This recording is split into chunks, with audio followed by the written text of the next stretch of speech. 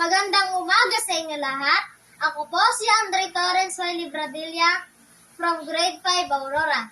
Ngayon, gagawa tayo ng pinakamasarap na adobong manok. Tara na, simulan na natin. Gamit ang mga basic na sangkap, ito ang kailangan natin. Patatas, carrots, chicken cubes, magic sarap, kalamansi,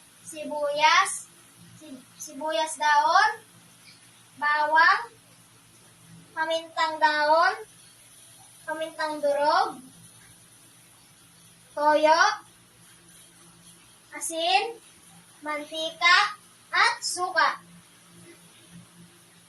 Manok.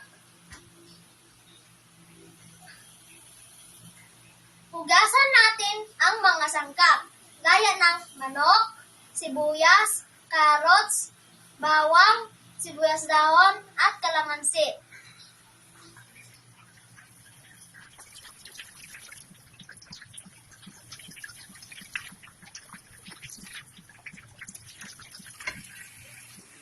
Hiwain ang manok.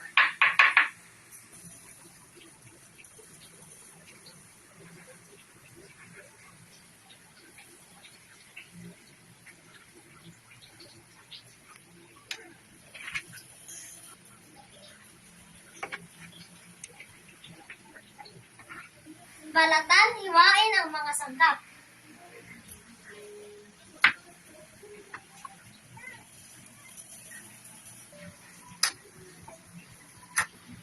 Maghiwa ang mga sangkap.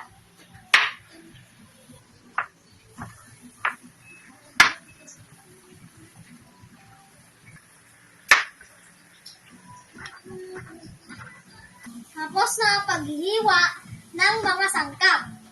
Tayo ay magigisa na po. Paglagay ng isang kutsarang mantika. Igisa ang sibuyas at bawang.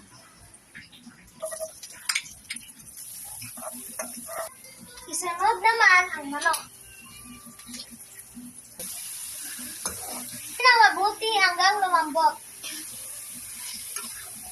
Takpan natin at hayaan nating maluto ang manok. Timplahan na natin. Lagyan na natin ng condiments. Parang toyo. Tikman na natin ang lasa ng adobong manok.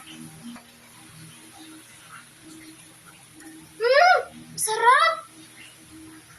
Nahalo na namin ang lahat. Itatakpan na natin at tayo ng tatlo.